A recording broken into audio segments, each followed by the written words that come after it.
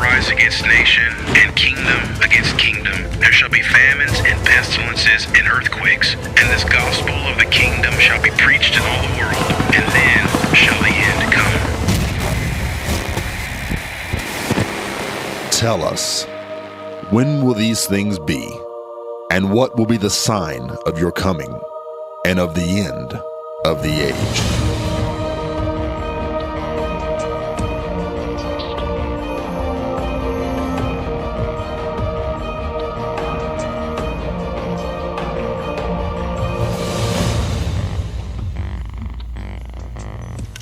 We have a very special program planned for you today. As you know, Benjamin Netanyahu is meeting with President Donald Trump even as I speak to you. We're going to be dealing with that in the second half of our program today. However, in the first half of our program, we have the privilege of speaking with our guide in Israel, Keynan, a wonderful person. I know you're going to love him as much as we do. And he's talking to us about going to Israel and why he thinks people should go to Israel. We're getting pretty close to our trip to Israel this coming spring, April 30th through May the 13th, to Israel and to Rome. So I want you to hear straight from Keynan right now and what he has to say to us. He joins us at this time. We have a very interesting program for you today. I'm so honored and excited to have a wonderful friend of End Time Ministries, Keynan, who is our head guide when we go to Israel. Now, as most of you know, we go to Israel twice a year now, one time in the spring, another time in the fall. If any of you would like to go with us, it is an incredible experience, and we're going to be telling you about that today. But I want you to meet just a wonderful person. We had one guide for 26 years, and we loved him so much. However, he reached the age of retirement, and we were looking for another guide, and your guide can make or break your tour. So we were asking the Lord to guide us to the one he would want us to have, and we won't go into all the details about how it happened, but we truly believe that indeed did happen, that God put us together with Keynan. And it's just wonderful to have you with us on the program. Ido's coming to us from Israel today.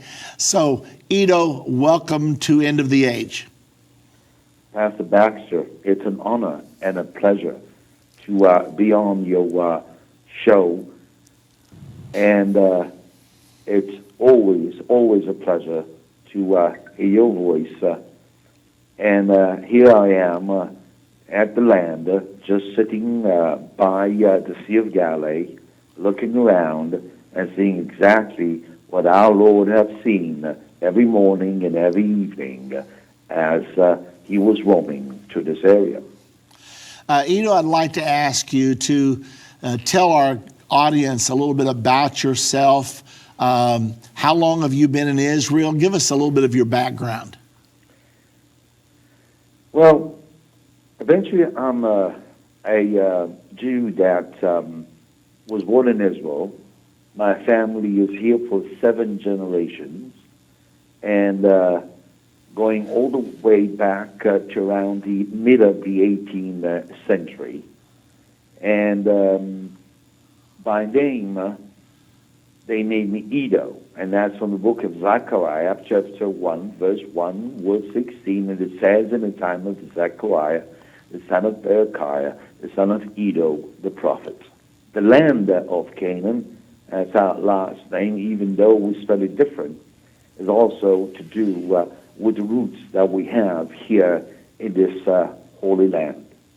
My profession, eventually, I started as an archaeologist, and still is, and found out something really interesting, that the Bible is a compass for anyone that is looking for roots, for anyone that is looking to revive the scriptures through the ancient sites in this land. 30 years ago, I decided eventually to also become a guide. And in Israel, to become a guide, it takes about 2 years of studies, and we are really covering all spectrum. And it's not only archaeology, it's botanics and geology, and no doubt the scriptures. You're a marvelous guide, and I've had many guides in Israel, and we're certainly very thankful that God brought you our way, and we believe it was, in fact, a divine connection. Now, what I'd like to do right now, Ido, because there's a lot of people listening today who've dreamed about coming to Israel, they've never been there yet, and maybe they're debating right now, well, do I really want to go? So let me ask you this question. If you were just going to give what you think are some of the very highlights of a person visiting Israel, say for the first time, what would you tell the people? Just try and picture yourself standing on a mountain, and that mountain is known by the name Mount of Olives. And there, Pastor Baxter stands and talk about what's going to happen and revive that future to come. Well, usually you would find that spiritual leaders will talk about the scriptures as they are at this moment in referring to the area. And that's one of the things that I really find different with the end of time ministry. The kind of bringing alive the future and the prophecies that are there in the Bible and clearing it to the participants, to the pilgrims that come. And then you start walking down that Palm Sunday. And yes, that same path that our Lord have walked down. And you can see how slowly, at a distance, Mount Moriah is approaching. And as you walk and you reach a garden, and there in that garden, trees, olive trees. One of them, I always say, was a witness, a death and dumb witness to the betrayal of our Lord, Jesus Christ. And that tree is still standing there, and still providing olives, and still providing some of the best olive oil there is. And here you are, standing, reading the scriptures, talk about the event, and you find yourself that you're in a valley. And that valley have, no doubt, quite a role in the end of times. That Keynan Valley, the Valley of Jehoshaphat.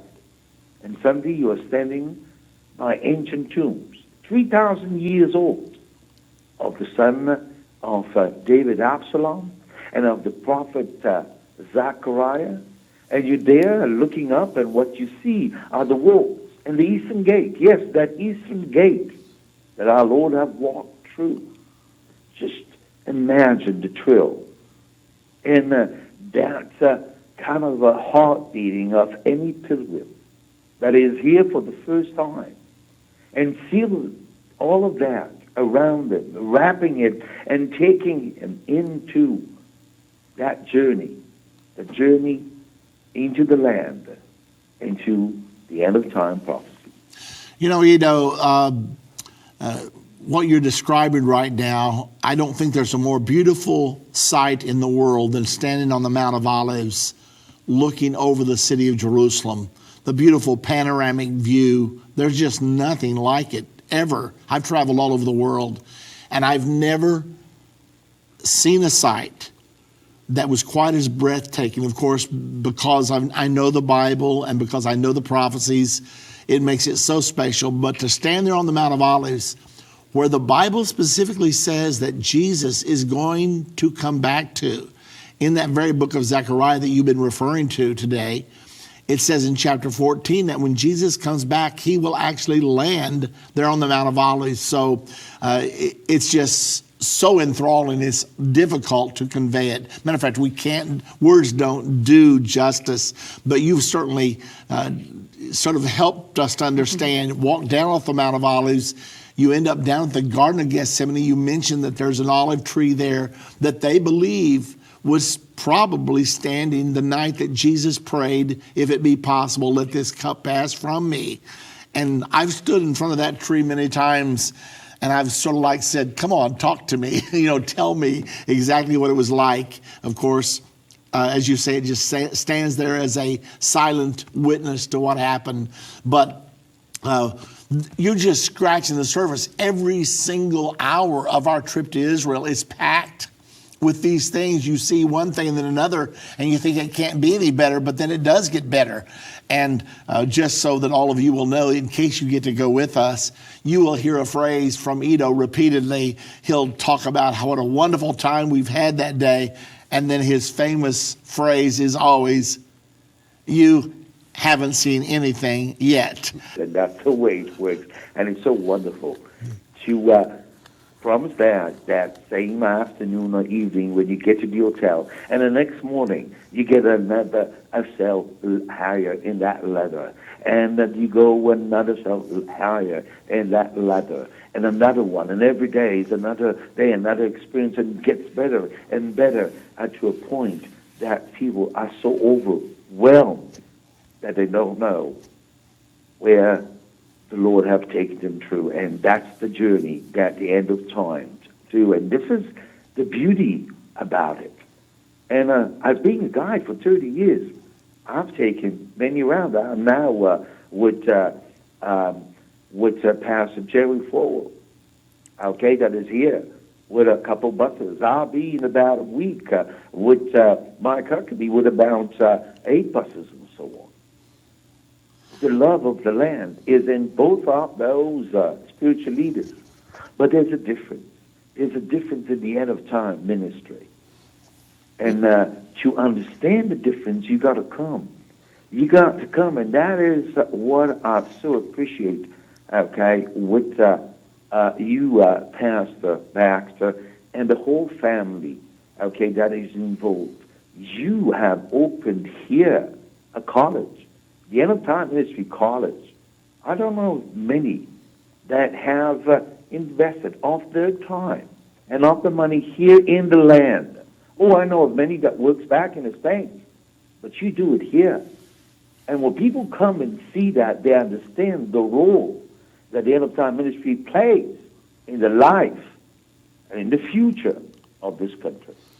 What I would like to pass on to you and your listeners is some kind of, let's say, numbers,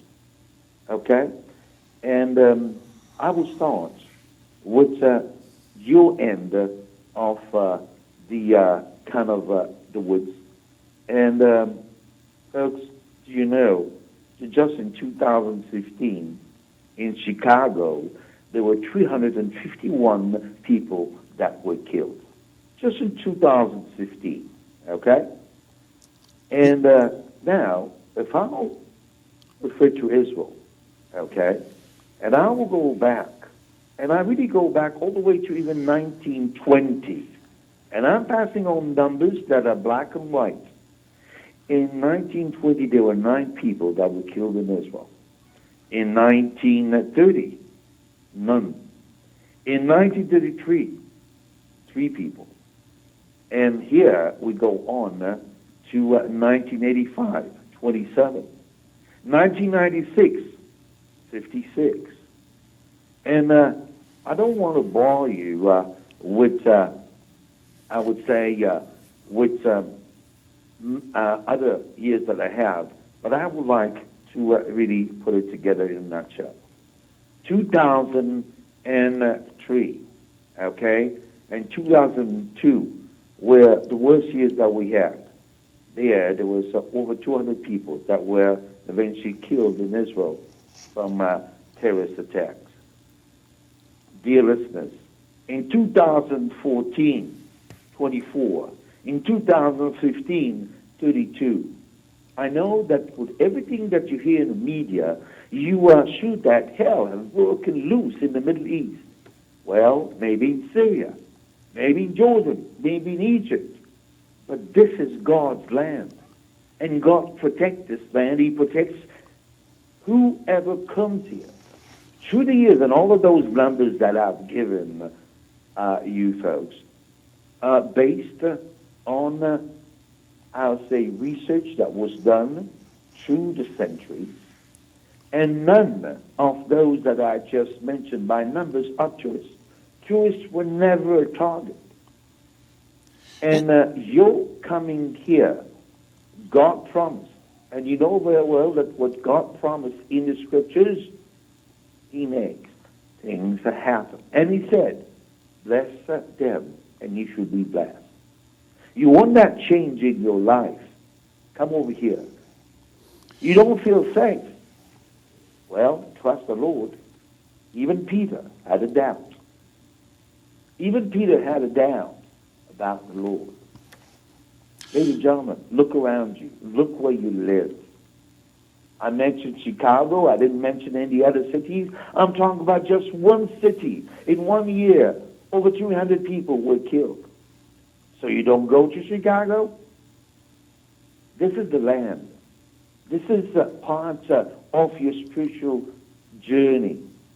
And to really understand what have happened, you've got to come, you've got to join the end time ministry.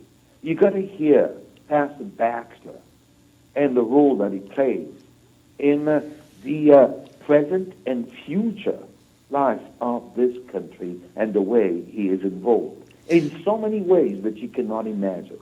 This country is safe. It is safe, and it's safer from many other countries and even cities.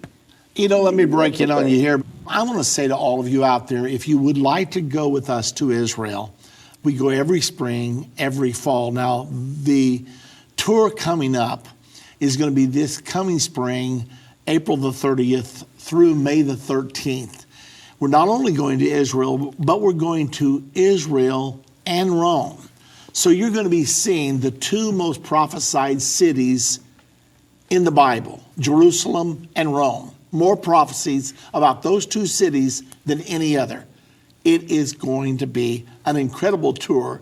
And there are things that are developing right now that, well, we'll have to tell you about at another time. But I wanted you to meet our wonderful, wonderful guide, Ido. You'll learn to love him when you get to go with us.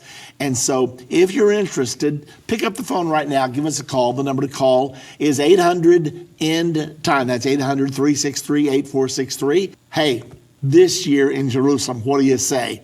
Once again, the number to call, 1-800-END-TIME.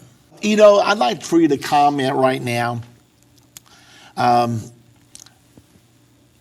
End Time Ministries. Now, our tour, we advertise as a prophecy tour. And I know you've conducted incredible amounts of tours. But would you just give maybe a short opinion as to, is our tour really different? And does the normal tour, are they able to get a full appreciation of the prophecies of the Bible and how they're being fulfilled right now, right in the land of Israel? Comment about that for us, would you please?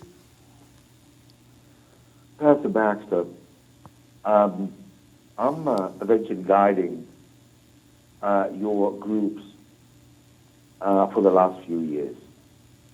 And personally, it's have changed in many ways the way that I've looked, because I've looked at the scriptures and the prophecies. And look, at a certain point, you think that you know everything. I mean, myself. And here suddenly, you are standing in front of a whole ministry, and Pastor Baxter, yourself, and enlightening me with things that were in the blur, the involvement, the scriptures coming alive, in the prophecies, because the scriptures do come alive with any other groups that you walk around as the sites and so on. But understanding what is there behind it and what the future would bring, that is with the end time ministry, and that is a difference. The way that the people are being taken care of, I do mean it. The way that the people are being taken care of by the staff members, by, I'll say, the whole family, and that's the beauty about it. They're helping each other, and everybody is there to attend, and you're there to attend needs of different people. I don't see that. There are many that would just send the groups to Israel, and by that, they're done. And then when they come back, great. But not with the end-time ministry. It's a link. It's a connection that is there forever for the moment that connection is being done.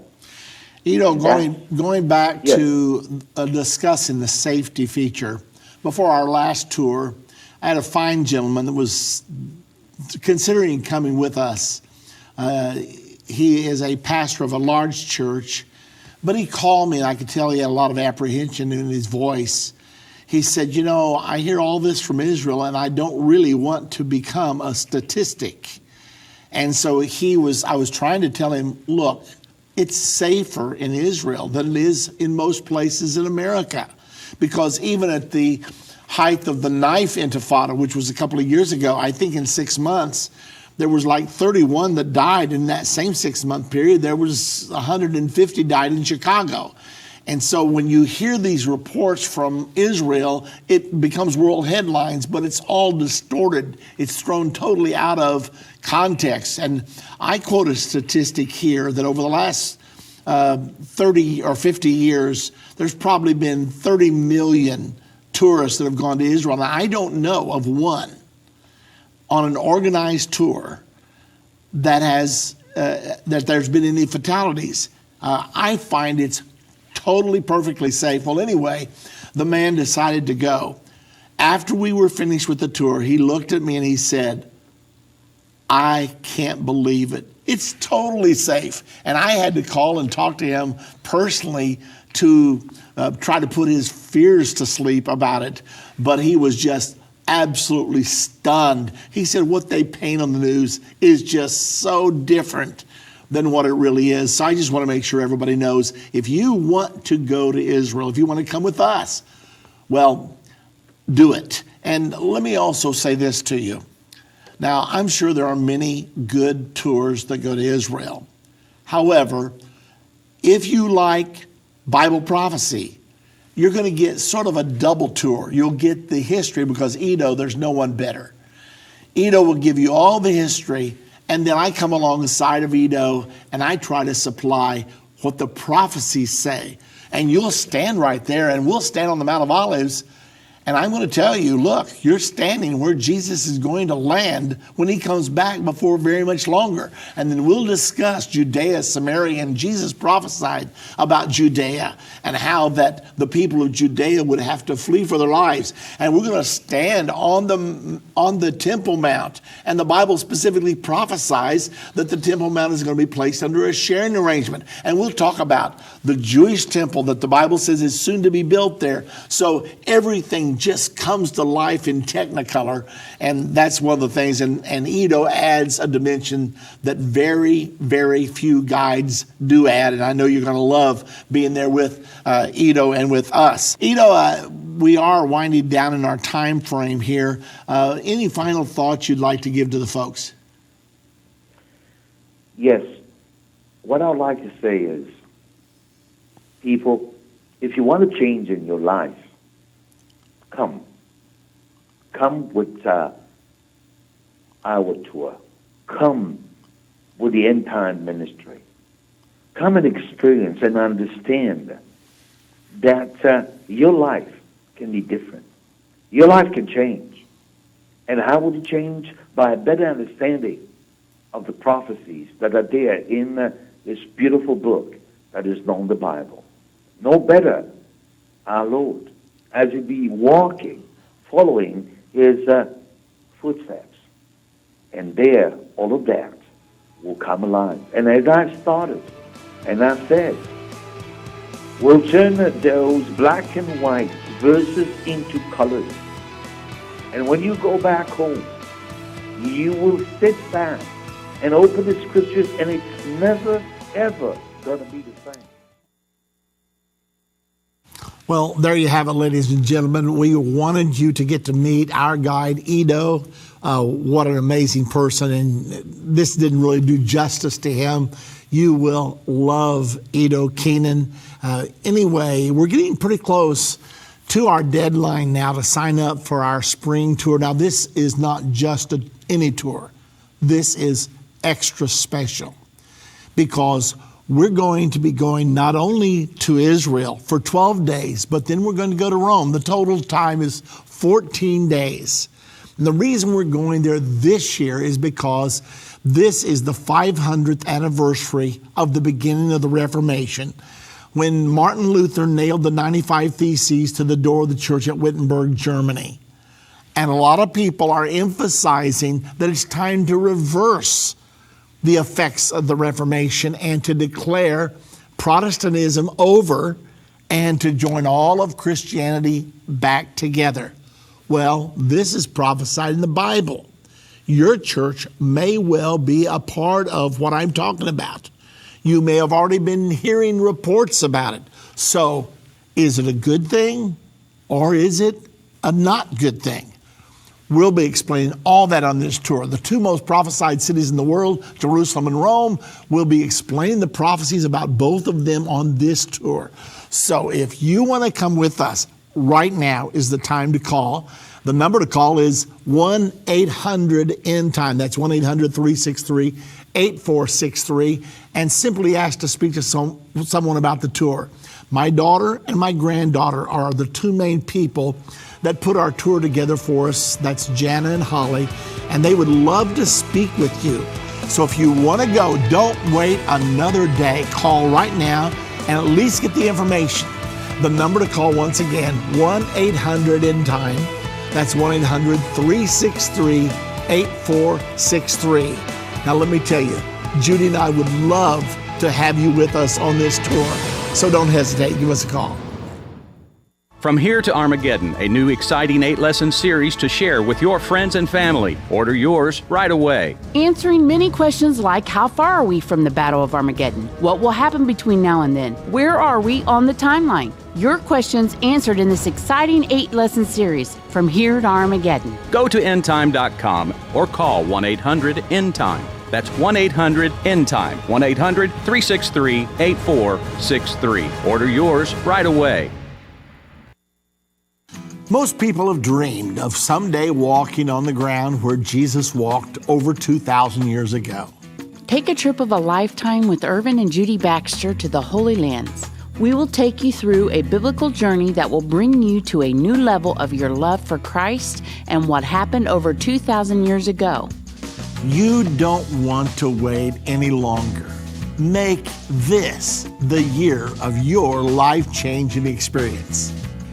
Please join us to experience the greatest place on earth, the Promised Land, with an added bonus, Rome, Italy. Take your life-changing journey to Israel and Rome, April 30th through May 13th, 2017. You won't want to miss this transforming trip.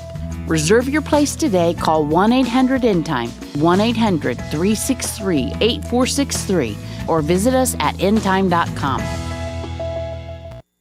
If your station only carries the first 30 minutes of End of the Age, go to endtime.com and click the Watch button to continue today's broadcast. You can also finish up later by clicking the Archives button.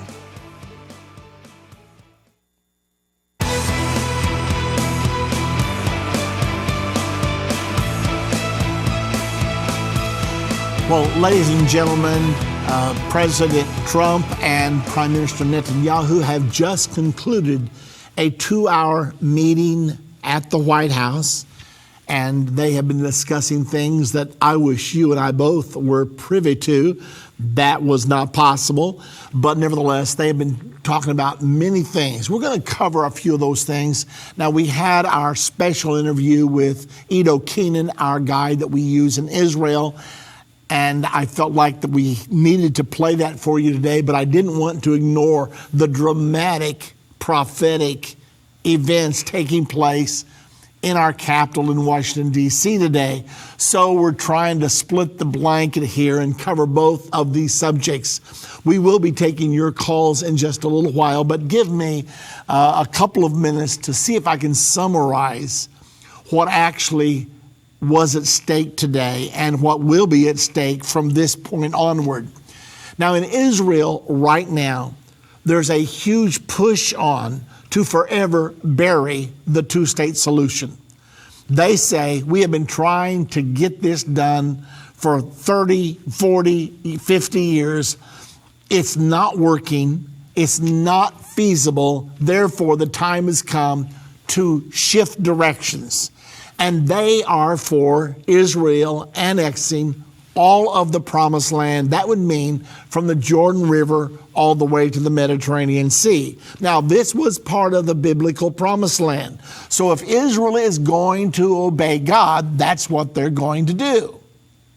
So that's interesting that there are those in Israel. I'm talking about people in power. I'm talking about the Attorney General of Israel. I'm talking about the Education Minister, Naphtali Bennett of Israel. They are pushing Prime Minister Netanyahu strong.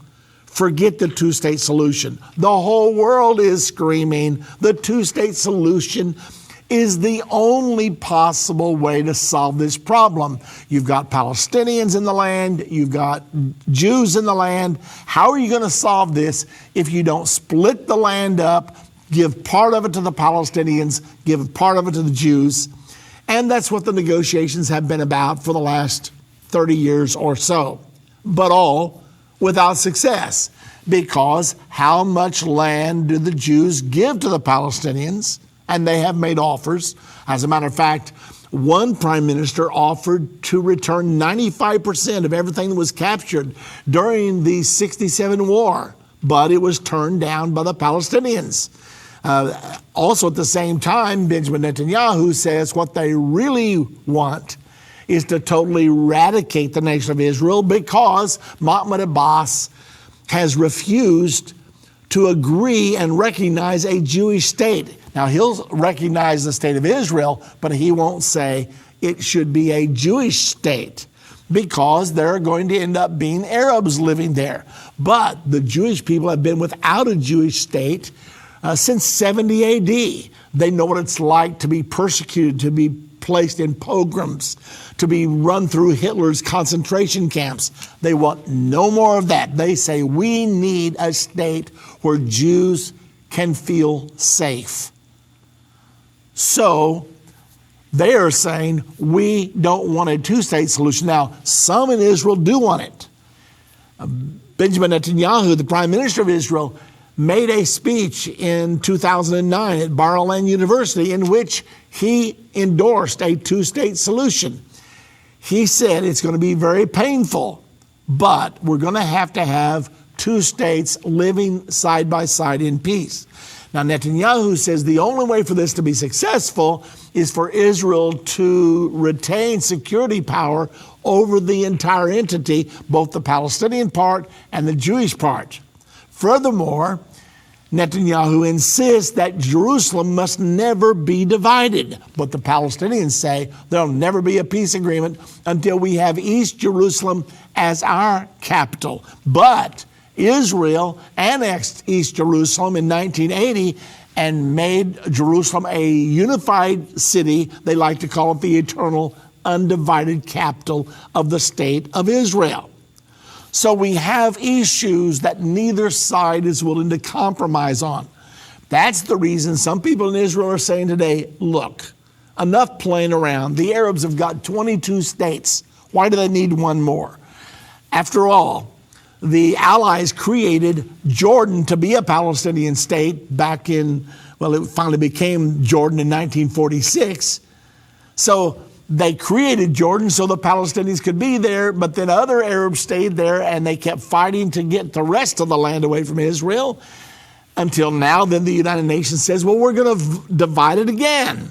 And so they were going to create an Arab state called Palestine and a Jewish state called Israel.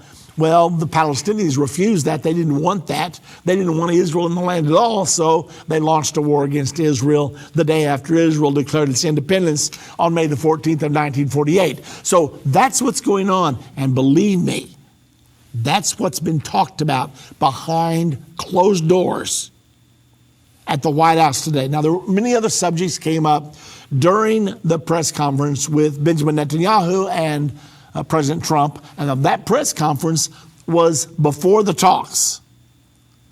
It's interesting that even the Secretary General of the United Nations, Antonio Guterres, said the only possible solution is a two-state solution.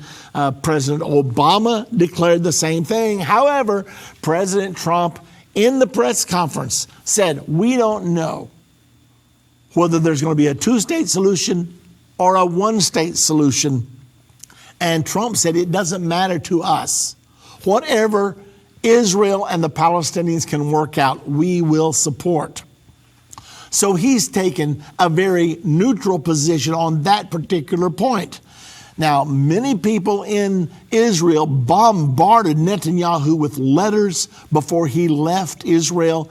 Don't agree to a two-state solution. It's like signing our own death warrant. Don't do it. And yet Netanyahu has already publicly endorsed the two-state solution. So what's going to happen? Well, we know what's going to happen actually from the prophecies of the Bible. We know what's going to happen when Netanyahu doesn't know and Donald Trump doesn't know, because the Bible prophesies there's going to be a two-state solution and that there will be a Palestinian state formed in the area of Judea. And that was an interesting thing during the press conference. Prime Minister Netanyahu said, they say that Jews have no right to be in the West Bank in Judea. But the Chinese people, they're Chinese because they're from China. And the Japanese people are Japanese because they're from Japan. And we're Jews because we're from Judea. And yet they're telling us we've got to get out of Judea. It's ludicrous. That's one of the points that he made, and a powerful point, I might say. Nevertheless, I'm going to take just a moment to go down through one short article, and then we're going to come to you and take your calls today, because I know you may have a lot of questions about what is actually going on right now. Anyway, Trump officials before the meeting today were saying that the two-state solution is not the only path to peace. That's in today's Jerusalem Post. Let me give you a little bit of this. Rebooting direct negotiations between Israelis and Palestinians is a top priority of U.S. President Donald Trump. Senior officials in his administration said on Tuesday, that would be yesterday, of course, previewing his first official meeting with Prime Minister Benjamin Netanyahu.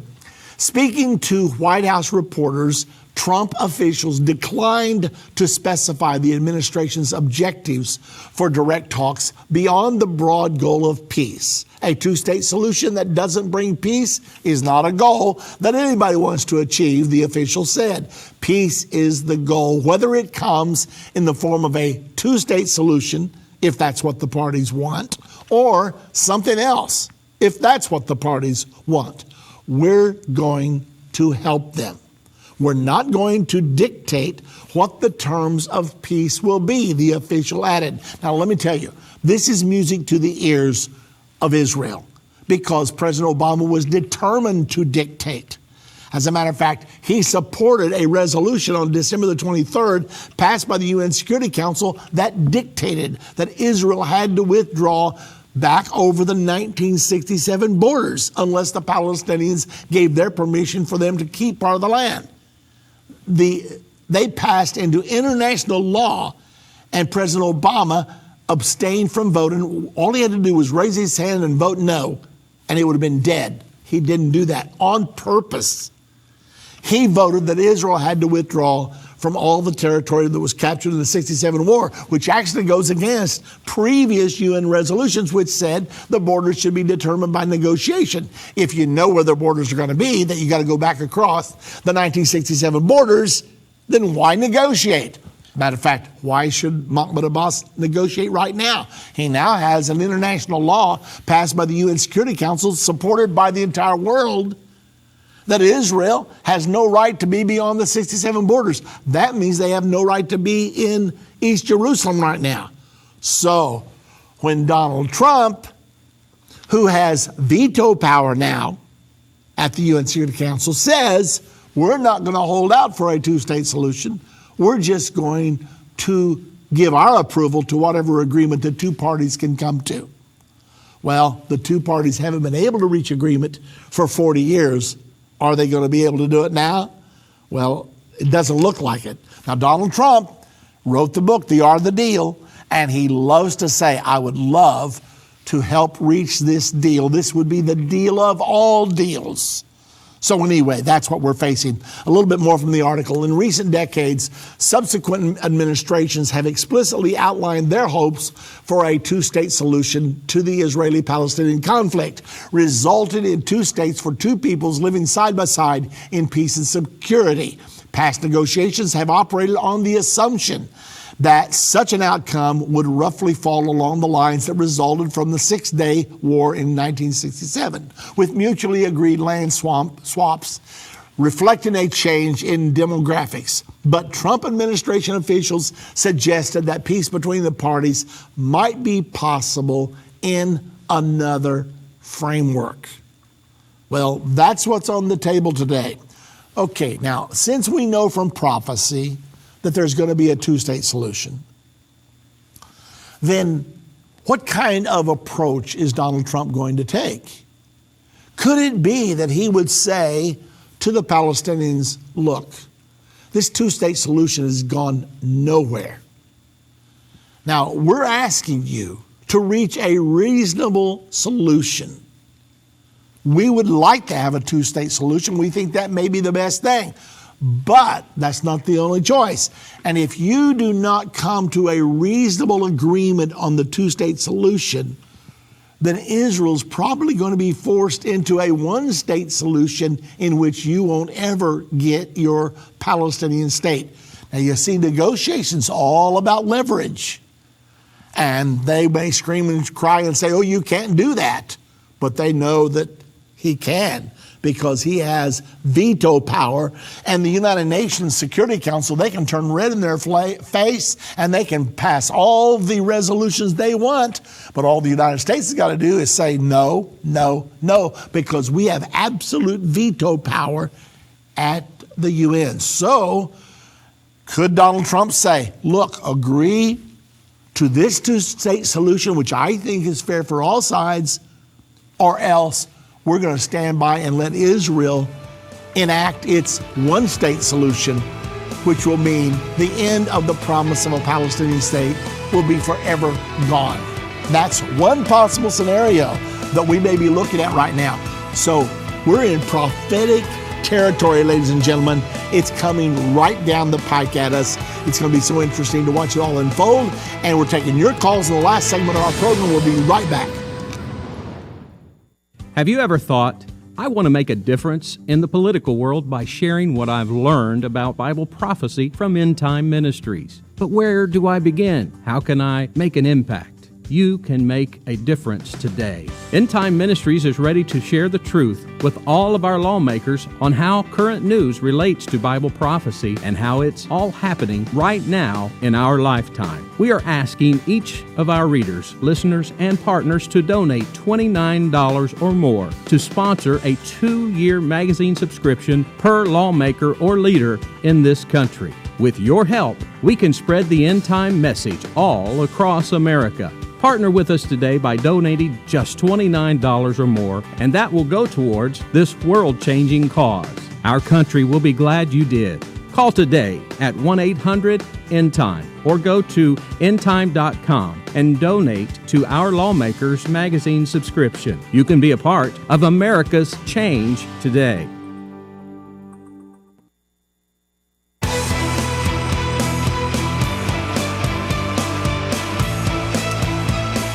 Real quick before we come to the phones, let me just update you on where we are in our drive to send an End Time magazine to every U.S. senator, every U.S. representative, to all of the cabinet, and also to many major influences here in America, such as Sean Hannity, Bill O'Reilly, and many of the talk show hosts around the world.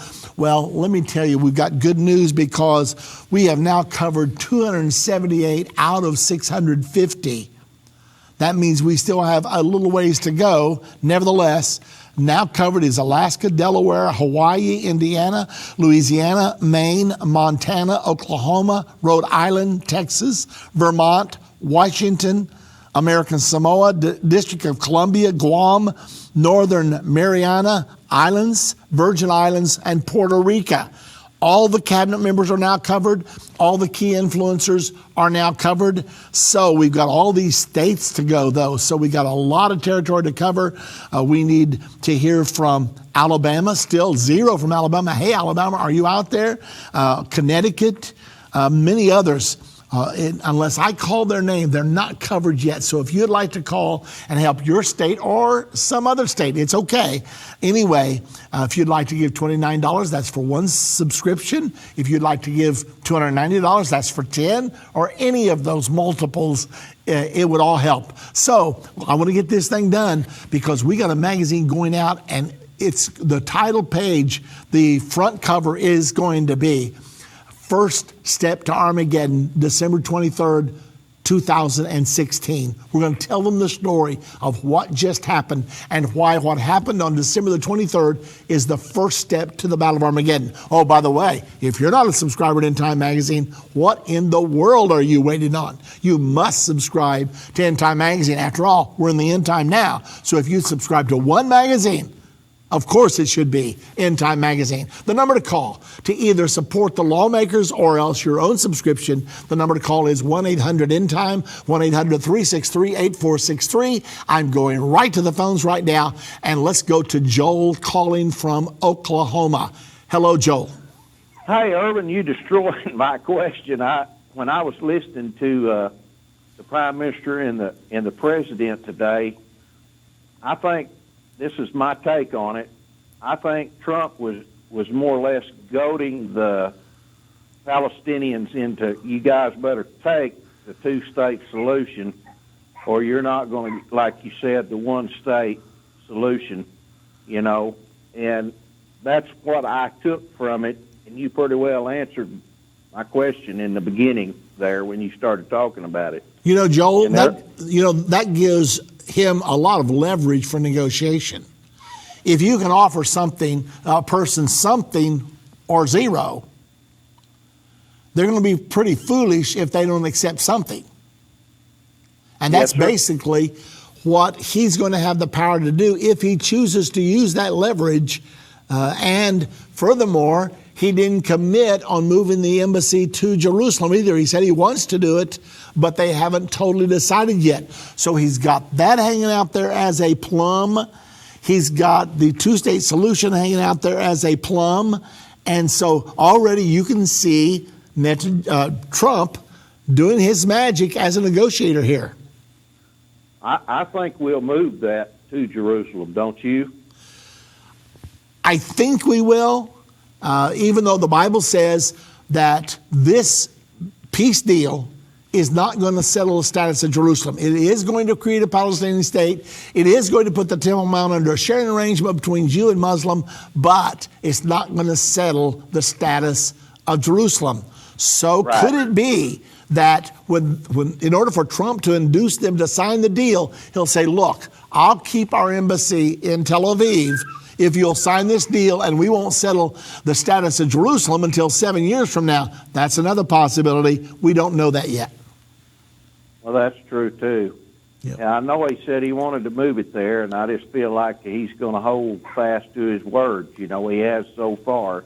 Well, that is true, except he wants to negotiate. And when you negotiate, you don't play all your cards until it's time to seal the deal. So we'll just have to wait and see how that goes. Hey, Joel, let me let you go because I got a whole full bank of callers here. Thank you, Brother Irvin. Thank you very much. We appreciate it, Joel. Let's go now to Pat, calling from Texas. Hello, Pat. Hi, Irvin. I wasn't real prepared, but I heard you talking about that, so I had to tell you, I don't think I've heard you say anything about all the predictions of an earthquake. Well, probably a division of the United States in half, and if we participate in dividing Israel. Well, Pat, I know there's talk out there, even though it's not in the Bible. 17 of them on the internet. And I got a call attention to it in 2010 by a guy named Steinpress. And God told him that if we wanted to divide in Jerusalem, that he was going to divide America, and he was going to give him two proofs of what he was telling the truth. He said the proofs are there will be two earthquakes, one over 7.0 in the Pacific Islands.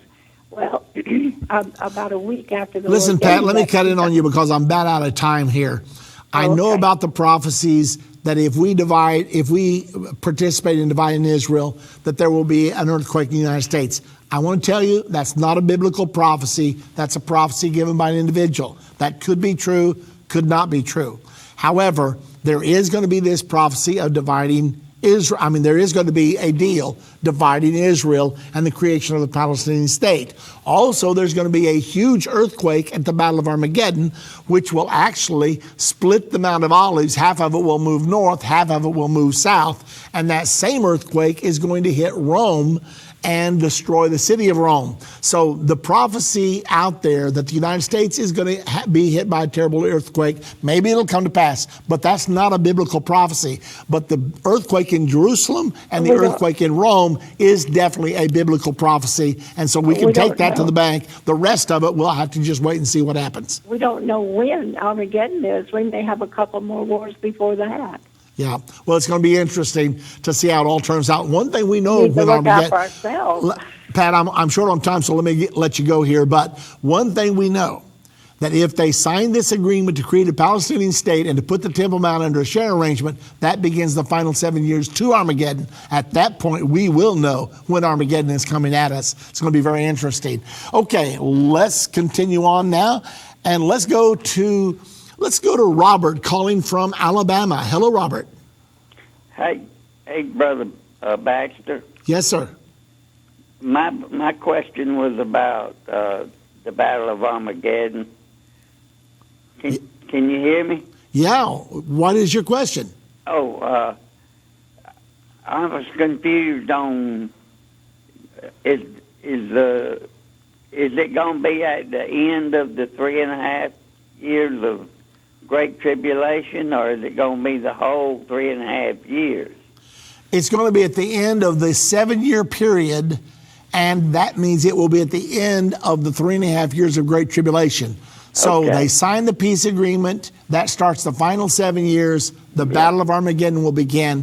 And during the Battle of Armageddon, it will look like Israel's going to be defeated by the world government armies. And at the last moment, Jesus Christ will come, intervene on the side of Israel, turn the tide of war, and put down the Antichrist and the false prophet, at which time we will crown Jesus King of Kings, the Lord of Lords. That's what's going to happen there. I'm going to let you go, Robert, because I got so many people backed up here. Let me go now to, let's go to Bob calling from Pennsylvania. Hello, Bob. Hi, Pastor. How you doing? I'm doing fine, thank you. Yeah, I listened to that between Benjamin Netanyahu and Donald Trump today on TV, and what it got me thinking was he was talking about including more nations in this peace agreement, like possibly Jordan, possibly some of the other ones around there, because he was talking about them having even more land. And I'm going to go back and listen to it again, but did you get that or not? Yeah, absolutely. I'm glad you brought that up, Bob, because I had temporarily slipped my mind. But what's happening is because of the Iranian resurgence, and Iran is a Shiite Muslim country, which is bitterly opposed to Sunni Muslims, and right beside Iran is Saudi Arabia, which is Sunni, Jordan is Sunni, Egypt is Sunni. So all of these nations feel threatened because Iran is moving toward a nuclear weapon, and they know if Iran gets a nuclear weapon, that Iran will then dominate the Middle East. So They are now open to negotiating with Israel. As a matter of fact, they have already been doing it quietly behind the scenes. And when they talk about a regional peace, they're talking about all of those nations, and I didn't probably name them all, but all of those nations coming together and saying to the Palestinians, if you will agree to this, we will support you, and we also will make our peace with Israel. So that's what they're referring to. Both Benjamin Netanyahu and Donald Trump referred to the possibility of a bigger deal, not just Palestinians and Israelis, but a regional peace. And a lot of people think that would be a great development. That's what they were referring to. One more little thing. Would that have anything to do with the pillar that's supposed to be on Egypt and Israel border and the worship temple that's going to be in Egypt? Do you think that would have anything to do with that? I don't know anything about a temple in Egypt. There's going to be a temple built on the Temple Mount, but I don't know about a temple in Egypt. Now, during the millennium, about something about worshiping in the Jews worshiping in Egypt and a pillar being placed on the border to God. Okay, I'll have to look that one up, Bob. I'm not sure. Maybe you can call back and point out exactly what you're referring to. I'll email you. I'm sorry. I'll try to get it down. Okay, that'll be great, Bob. Appreciate it very much. Let's go now to Jim calling from Indiana. Hello, Jim. Yeah, hello. Yeah, what's on your mind? I was watching the news all day, and on all the major news shows, they're like anti-Trump, and it's like they're fishing for something and they can't find nothing to get against him. And I was wondering, do you think that's because they're all globalists and he's for state sovereignty? And I was wanting to ask, do you think that's the reason he got elected, was because the people wanted state sovereignty instead of one world government? Absolutely. That was the big issue of the whole campaign. We put that out in our magazine, globalism versus national sovereignty. That's what the whole issue truly was about. There were many other issues discussed, but that was the main thing. And the people that are screaming like crazy, they've been working for a one world government now for 50 years, and they thought they were on the brink of culminating their plans. And all of a sudden, Donald Trump came along and derailed those plans. And that's what the whole election was, in fact, all about. Okay, thank you much. Okay, well, thank you very much as well. Well, ladies and gentlemen, we've run out of time today. Thank you very much for participating with us here on End of the Age. Let me say once again to you, we had this special interview during the first half of our program with Keynan, our incredible guide to Israel. You will fall in love with him. We have quite a personality, a wonderful person. Anyway, if you'd like to go to Israel, I don't think there will ever be a better trip than this one this year. It will depart from the United States on April the 30th. It's a 14-day tour. It's not one of these kiss 'em quick tours. You get there and you turn right around and come home. 14 days, Israel and Rome. It'll be prophetic from beginning to end. Judy and I will be with you every step of the way. We're going to look forward to being with you. So if you want to go, call us. If you think you might want to go, call us. The number to call is 1-800-END-TIME. Ask to speak to someone about the tour. That's 1-800-363-8463.